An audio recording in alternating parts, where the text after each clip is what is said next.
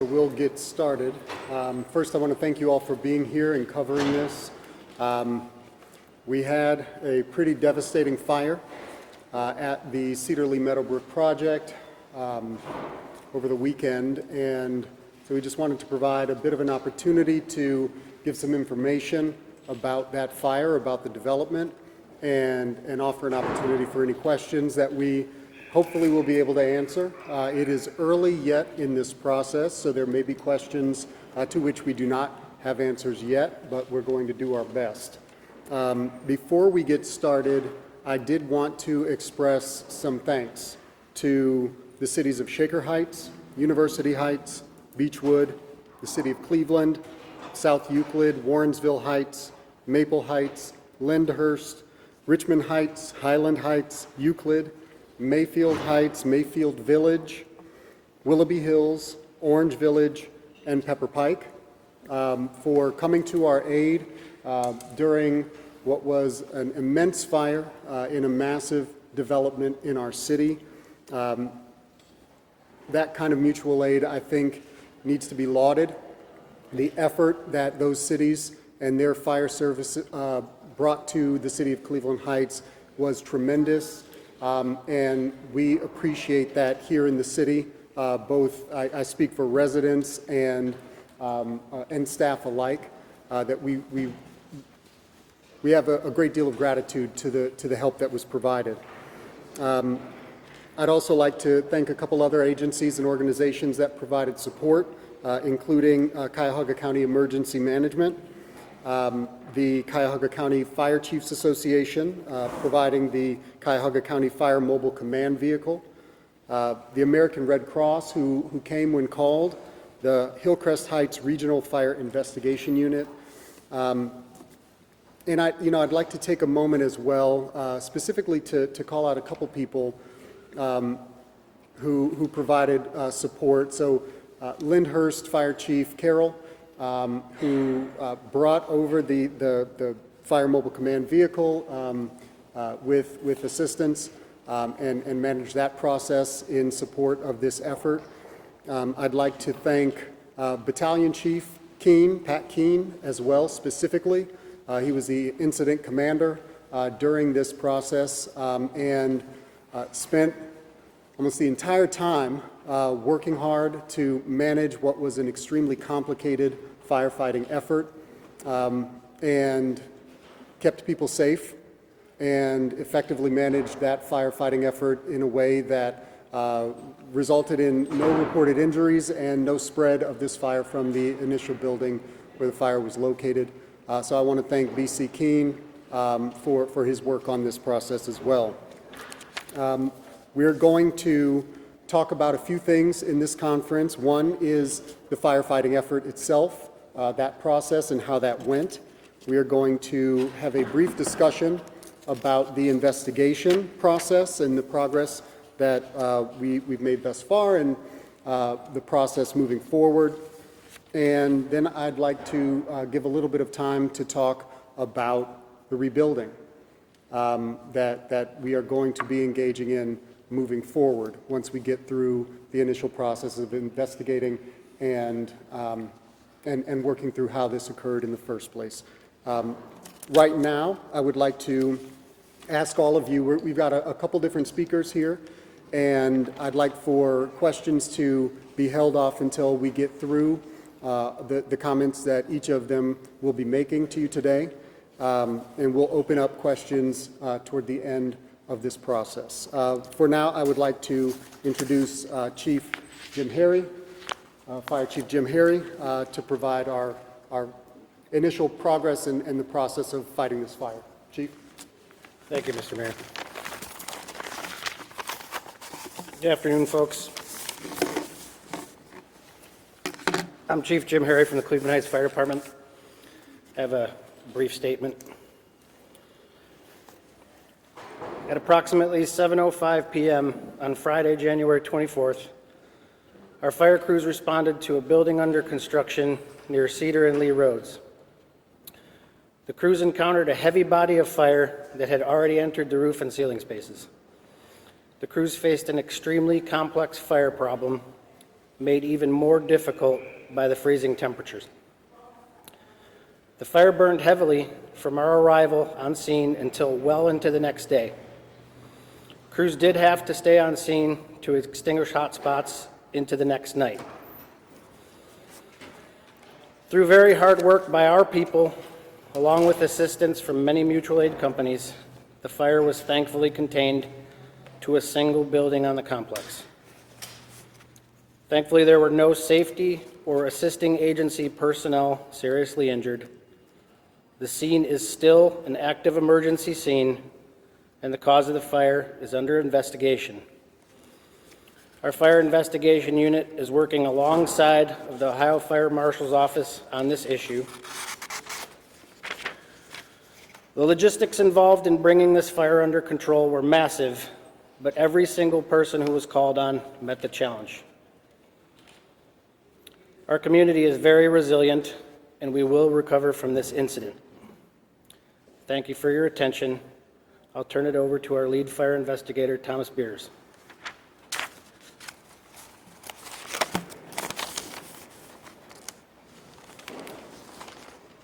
Good afternoon. Do you need to adjust your cameras? Could you spell your name, please? I was just going to, it's Thomas, Thomas. Last name is Beers, Beers, just like a six-pack on the weekend. I have been assigned as the primary investigator on this fire.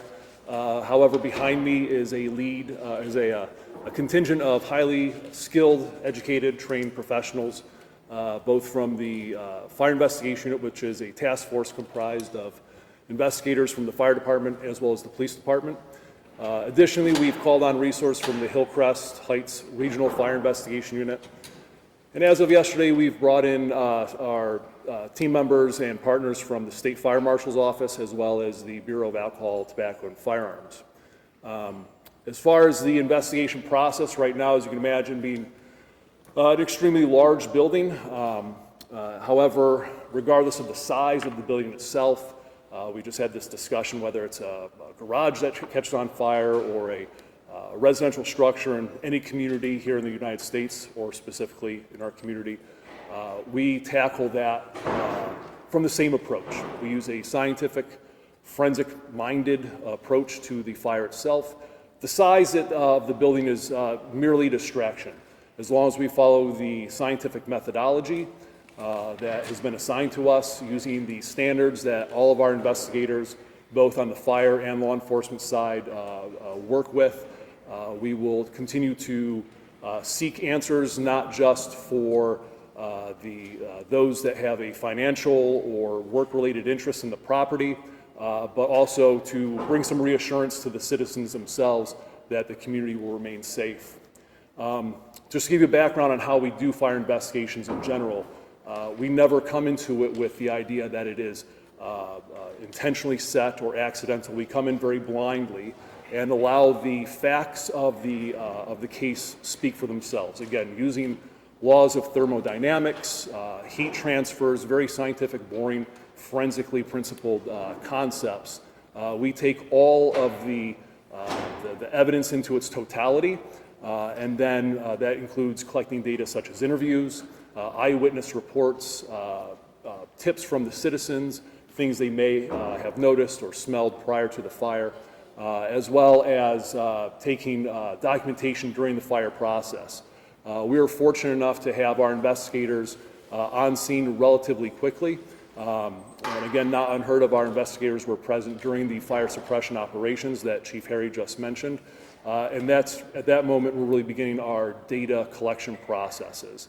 But from there, we make a determination as to which way the investigation will lean on a civil side or a criminal side. But it really is the totality of that evidence as it presents to us that we will find by either act or omission, intentional or unintentional, how the fire started and progressed through the building. As far as a timeline on those events, each fire itself is uniquely different from one another. Obviously, I mentioned earlier that is a large-sized building, as Chief Harry and Mayor Sarin both mentioned. We are playing against elements such as cold, wind, ice, water, and just general cold.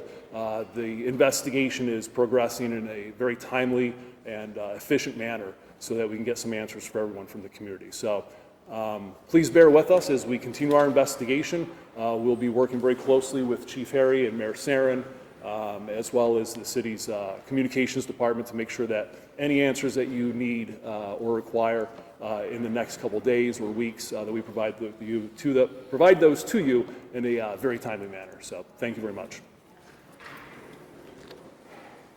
So before I bring up our chief building official, Eric Elmy, I would like to mention very briefly that there were a couple people that I didn't thank and a couple organizations that I didn't thank. And I did want to extend my gratitude as well to Cleveland Heights Police, who were on scene and assisted throughout the entire firefight and provided a great deal of assistance in making sure that the scene was secured, that we had resources coming to the scene in a way that was useful to the firefighters. And I also wanted to call out our Department of Public Works and Director Klingscale and our Department of Parks and Recreation and Director Andres Gonzalez for providing additional support as well.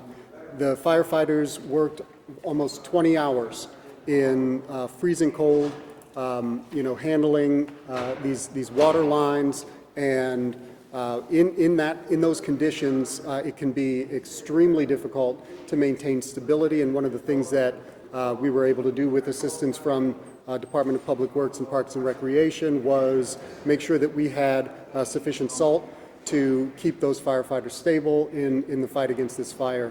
And so I wanted to express my thanks as well to departments that came to our aid in that way too. So with no further ado, I'd like to bring our Chief Building Official, Eric Elmy, up to the lectern to discuss some of the building standards and some of the process related to building permitting and inspection that relate to this particular incident. Good afternoon, everybody. My name is Eric Elmy. I'm the Chief Building Official. And in this situation, unfortunately, the building department has to issue a demolition order. The building, we were working on it, that was 75% almost done, and it sadly got burned. As we speak, we are doing our investigation to find out what happened. As soon as we find more information, we will notify you. You are more than welcome to communicate with us. And it is very sad. That's what I can say. Thank you. All right, so I'm going to touch on rebuilding for a second. As you've heard, we have to go through a process. We need to investigate what caused this fire. We have to, in order to do that, we have to ensure that the site is safe enough for the investigation to continue. That may take a little bit of time as we bring in a structural engineer to ensure that we can go into the property. This is compounded by the fact that this is encased in ice at this point. We are in the dead of winter, and we've just unloaded millions of gallons of water into this structure. And so that presents a bit of a complication, but we are working through that, and we will ensure that the people investigating this fire are doing so in a safe, effective, but also efficient manner. As that investigation takes place, we will also allow the opportunity for all of the other interested parties to investigate as well. And we hope to have this done as quickly as possible. We don't have a definite timeline for you just yet, but as we progress, we will provide more information as it becomes a bit more cemented. Once that investigation has proceeded, we hope to very quickly move to demolish this property so that we can begin the rebuilding. And again, we don't have a specific timeline for you on that because so much of it is dependent on the investigation proceeding. However, I can state with absolute certainty that the city of Cleveland Heights is dedicated to rebuilding and dedicated to no unnecessary delay in the progress of that rebuild.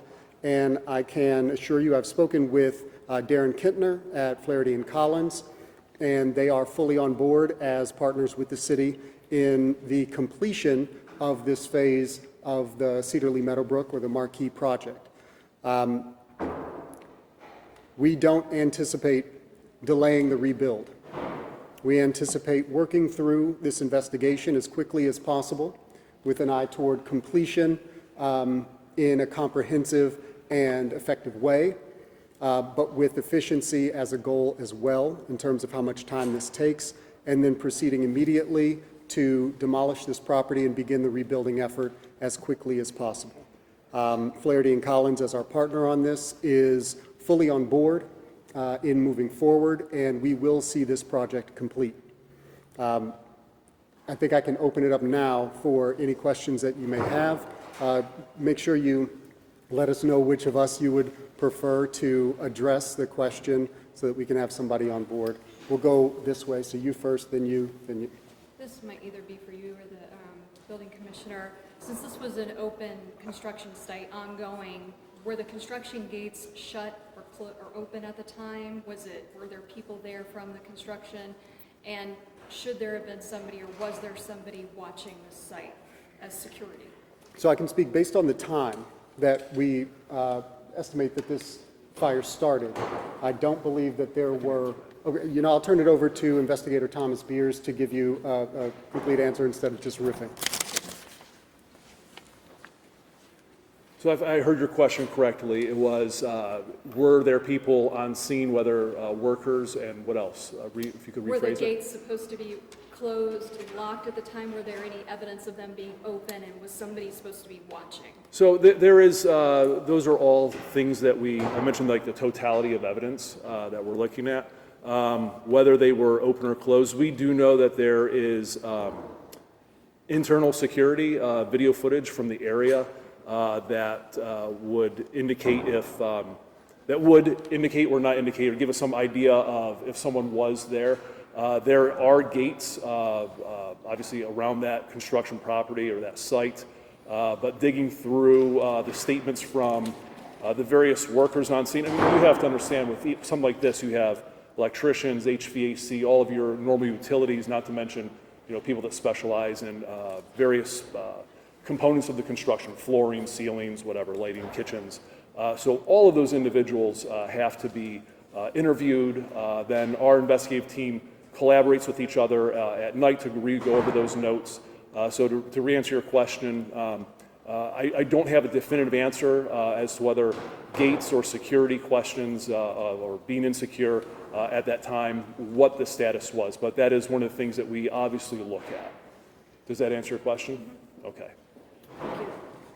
How much is the estimated rebuild going to cost, and where is that money going to come from? All right, that's a great question, and that's going to be another one of those questions that we're going to have to sort out. In a general way, we can speak to the fact of, you know, insurance, allowing for some of the mitigation of the cost of rebuild. But that's a conversation that the city will have to have with Flaherty and Collins about what moves forward and how in terms of the funding.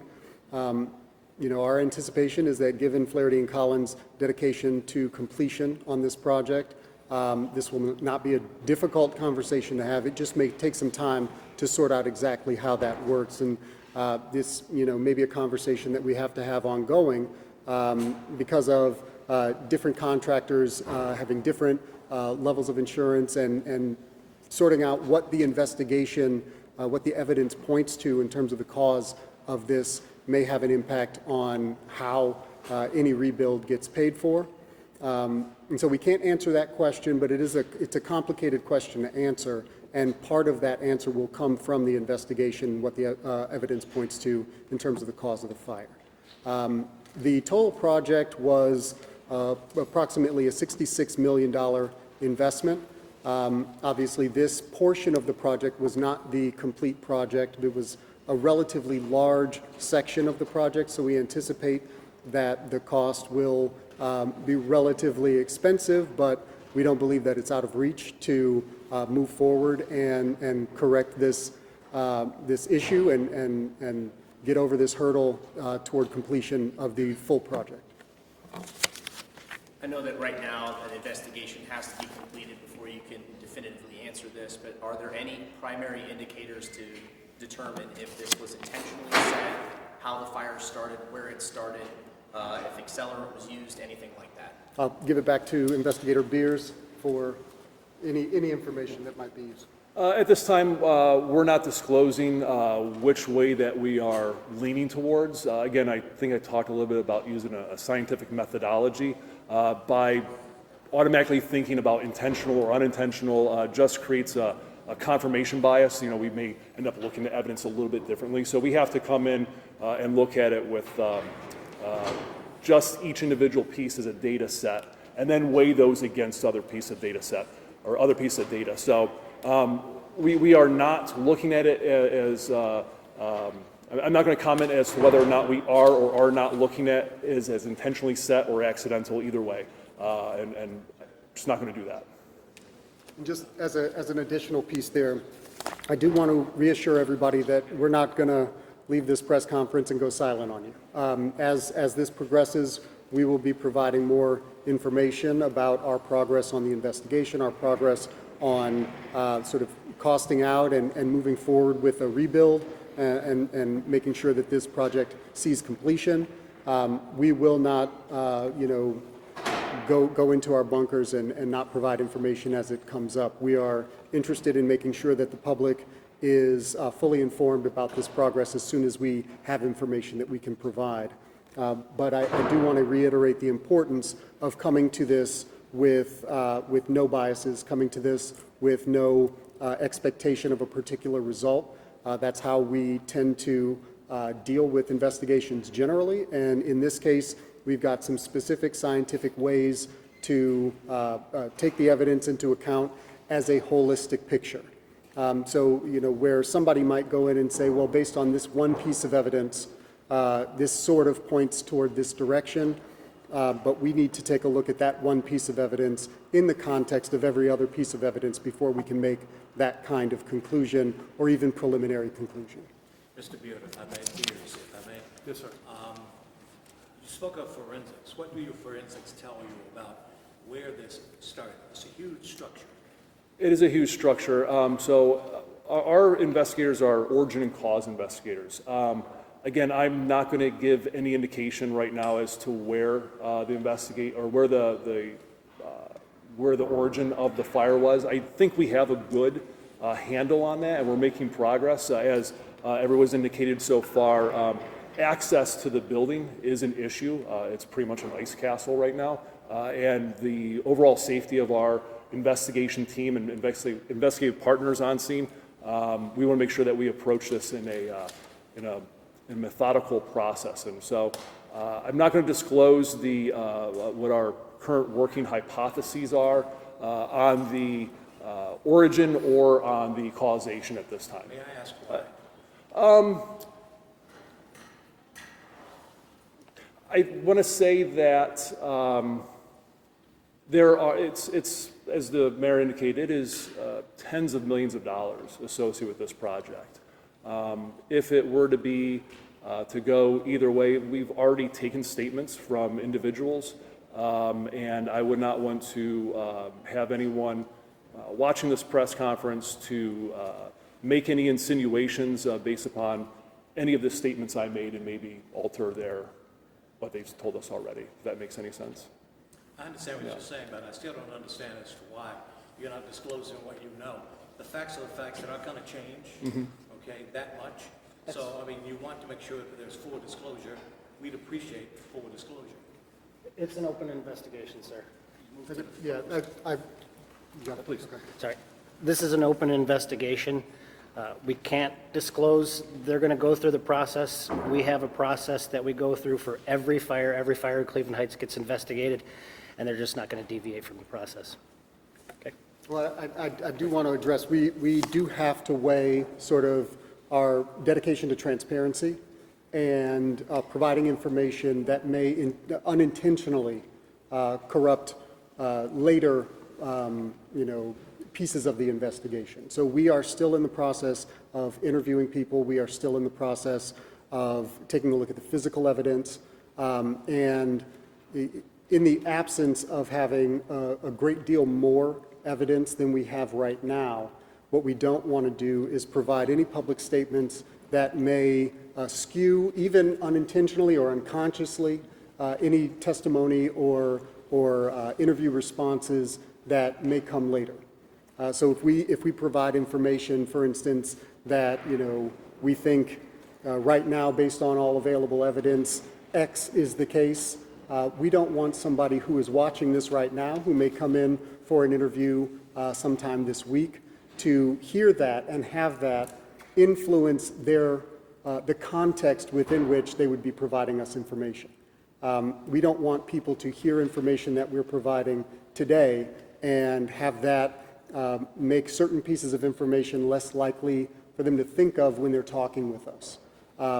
We don't want to skew anybody's intention or anybody's expectations of this process, so that we can get the full picture from everybody that we talk to, and so that anybody who is working on this case continues to work on it with an open mind, because we really do want to go exactly where the evidence leads and not fall into the trap that people generally can fall into, even by mistake, in pursuing a particular course of investigation because of something that was said or thought early on.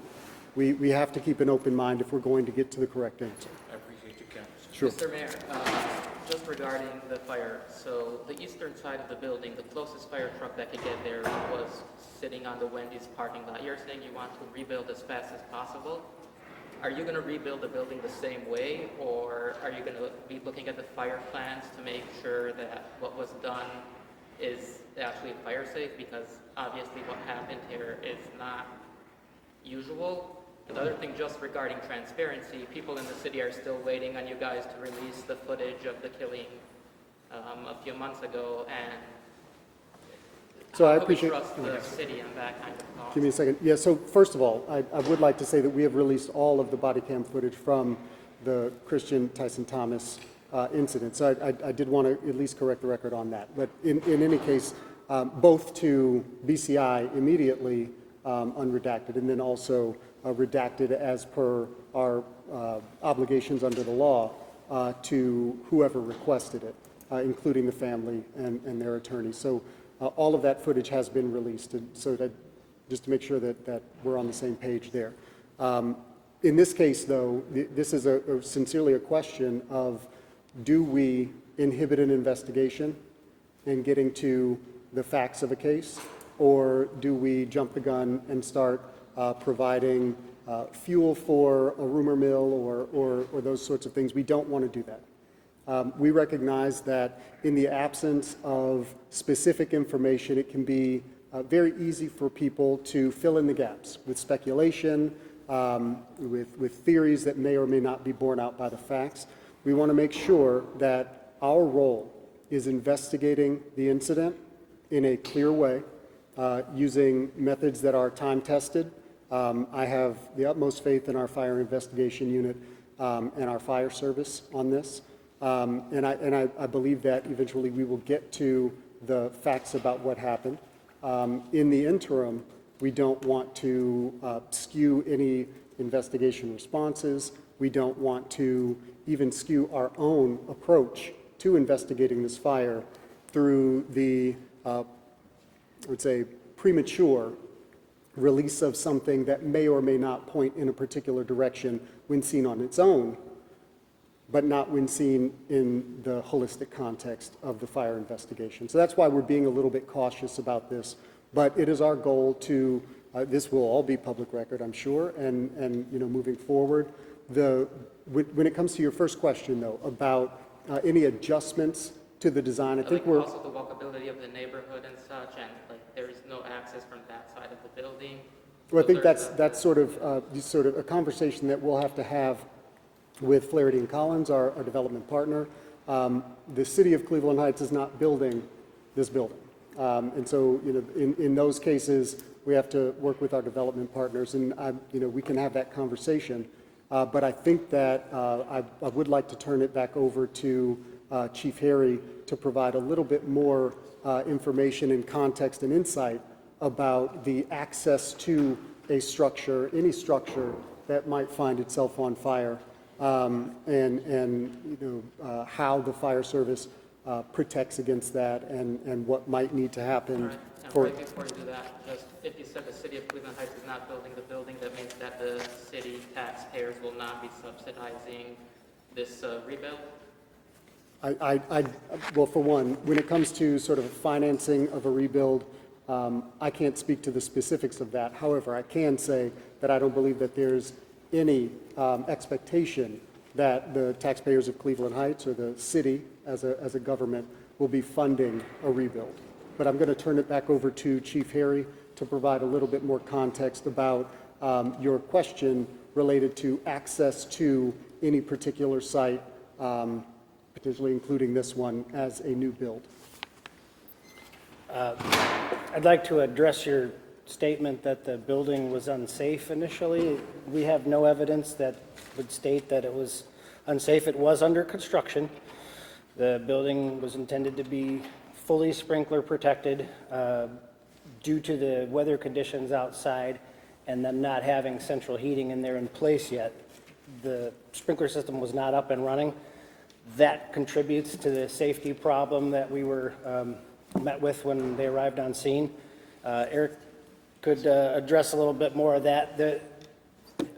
A building under construction offers difficulty when you arrive on scene. A lot of times barriers to fire progression are not in place. As I said, the sprinkler systems, sometimes the wall coverings, things like that. We have nothing that says to us right now that there was anything unsafe about the building. Sure. Within the Division of Fire and EMS that Chief Harry heads, not only do we have the Fire Investigation Unit, but we also have the Fire Prevention Bureau. And we've been working very closely with our fire inspector, who has been in and out of that property. I would argue more than, and all these properties have been under construction for the past several years, in and out of those properties more than probably any other city employee, and is in regular communications with all the line firefighter personnel on a daily and sometimes even weekly basis, giving us status updates. So from an investigative process, there was no indication that there was anything untoward or unsafe in the building. And just for clarity, Chief Harry had mentioned that the fire sprinklers were off. I don't want anyone walking away thinking that they were turned off. They were not required to be turned on in an unoccupied structure. So it wasn't as if they were turned off for the night and that is some liability on someone. They had not passed any, they were not to the point of where they needed to be turned on for occupancy, nor were they at that point of construction where they were required to have a full inspection of that fire prevention system, which is required before anyone occupies that building. And that is done by our wonderful fire inspector for the City Fire Prevention Officer, Jim Streb. Can you just bounce off on that real quick? Does that also include the firewalls? When you talk about that building was not deemed unsafe, do you also take a look at firewalls and whether they were adequate during construction, and were they? The firewalls are installed. The engineers and the architect designed the buildings according to Ohio building codes. Once the plans are drawn, they submit to the building department, any city actually in Ohio. Then the plans examiners, who are also engineers or architects, will review those plans to make sure those plans are meeting the Ohio building codes. As far as the drawings and plans, nothing was inside that was against the code. It met all the requirements for the Ohio building codes. However, again, as was mentioned before, the building was under construction. During the construction, we don't have a sprinkler system on. If we put the water into the pipes with that cold weather temperature, the pipes will bust, as simple as it is. So it is unfortunate, again, 75% of the building was done, and then we found ourselves with the burned building. I was it myself with many other staff here on Friday night, and again on Saturday and Sunday we were talking with the fire inspectors, fire investigators, everybody that we'll do the investigation, of course, in this scenario. And again, more information we'll find, we will notify you as soon as we get the information. Chief Herring, if I may ask you Yes, one sir. quick question. What will be done to make sure this doesn't happen again in terms of possible access, anything that may have been learned from this incident, any security upgrade, anything like that, to forestall something like this from possibly happening again?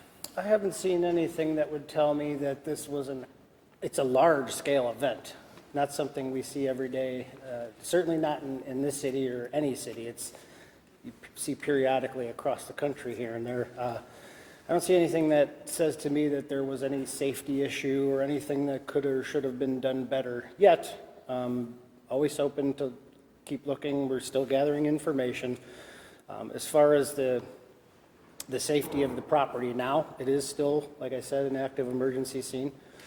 We're waiting, we're in a holding pattern for the structural engineers. They're going to decide how we go forward, where the barriers are going to be, and, pertaining to the walkability of the area and traffic patterns. Actually, if I could provide a little bit more to that too, I want to assure people that, again, we're going to be taking this step by step. And we can't reliably or conveniently select any potential modifications to plans or anything like that until we have an understanding of how this incident began. We can't find a proactive solution if we don't know exactly what the problem was. And so that's the first step, is doing this investigation, making sure that we have all the facts that we can reliably receive from this site and from the interviews. And moving from there, once we have facts in hand, we can take a look at if there is anything that could have been done differently or that we should take into account as we rebuild. But I want to assure people as well, because there's been a little bit of confusion about this, many of the fire prevention efforts that are found in a building are in those elements of that building that are placed in anticipation of and directly in advance of occupation of that building. So when we're talking about drywall that is fire rated, that can help slow down fires, we're talking about an operational sprinkler system that needs to exist within a structure that has heat, so that, in a 15-degree day, that sprinkler system doesn't have water that freezes and bursts the pipes. So those sorts of things, again, I want to reiterate, occur closer to occupation of that building. And so I want to make sure, the other phase of this project is, people are moving in right now. And I want to assure people of the safety of that. We've inspected that building. We have taken a look at the safety of that building already. And so I want to assure people that this is a particular incident that was able to occur because of its particular status in construction. And so I want to make sure that people recognize the difference between that occupied building and this building under construction. And then as we continue to gather evidence and the investigation continues to bring people in for interviews, that will inform what our next steps are. But again, I'd like to reiterate that we are fully dedicated to rebuilding with not with haste, but with speed, with efficiency. And so we know that we have to get through this process as quickly as possible without sacrificing the quality of the investigation, so that we can move on to demolishing the property and move on to rebuilding the project. Mayor, Brian, but at the time of the development agreement, Flaherty and Collins, one thing that set them apart was it a guarantee of completion? I mean, were they on the hook for completion of this project? And So- how does this affect it? So the first thing I'd like to say, and I spoke with Darren Kintner at Flaherty and Collins earlier today, and we are both, as partners, fully on board with ensuring completion of this project. They have committed to completing this project, and we fully anticipate that they will do so. And so I don't think that that will be a question, contractual or otherwise. We've been assured, and I think I'm looking forward to that next step, but I know that we've got to get through these steps first before we get there. Has city architecture been contacted yet? So I've had some conversation with Mr. Pesta at City Architecture, not necessarily substantive conversation yet, but we will get there. I heard from some neighbors around there that this was the building, you have retail on the one that's people are moving into now. This was the building that had, I believe, to have had more amenities. So based on the plans of this project, the building that is further south and has frontage on Lee Road is the building that contained on the first floor retail with residential above. The building that was on the Cedar side contained more residential units and amenities supporting the project and was the larger of the two buildings. So it speaks to the sort of the differences between those two aspects of the project. And at 75%, how far along were they on dealing? There was a pool, but it was outdoors, wasn't it? Yeah, there was an outdoor pool in the plans. The And smaller that wasn't building, started. the smaller building, I did finish in time in January. The smaller building, the smaller project, the south side has been accomplished entirely. And people are already Correct.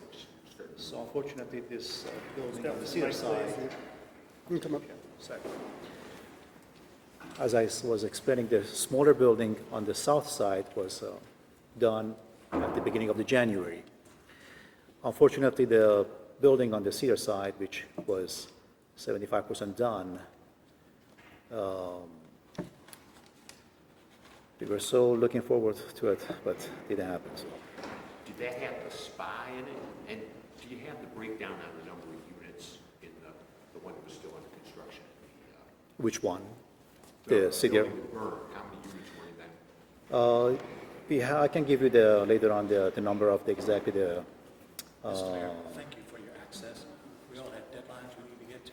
Mayor, Thank you. I have a quick question. Can you okay. confirm there were ICE raids in the Cleveland Heights area, specifically at the Cilantro and Coventry? Were you made aware ahead of time by ICE, and what was the outcome?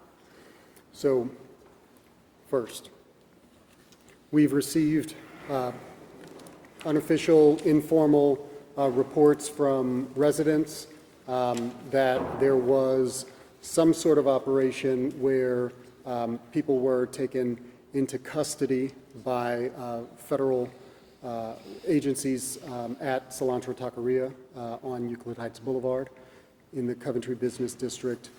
We do not have specifics. I can say that we were not informed ahead of time of this operation. We were not provided information by the federal government either prior to or subsequent to this taking place. We are still working to get confirmation of exactly what happened.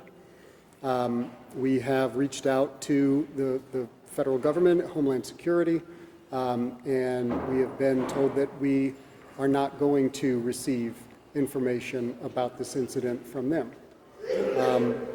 So right now, we are still seeking more information about that incident, but no, we were not involved, we were not informed, and at this point, we don't have concrete information about what occurred. Thank you. Have you talked to business owners that were involved with that raid? So we're reaching out, but we haven't, I think at this point, received information back from the business owners in that location. We would like to get some more information so that we can have a clear understanding about what occurred and why. And we are working through potentially other channels, whether it's Freedom of Information, to try to get information from the federal government as well. But have you heard anything from other cilantros in other communities? Were they raided also? We have not heard anything of the kind. And that was yesterday, that was Sunday. Are there any other questions? Thank you. Okay. All right, thank you all for coming, and please be on the lookout for more information as we get it.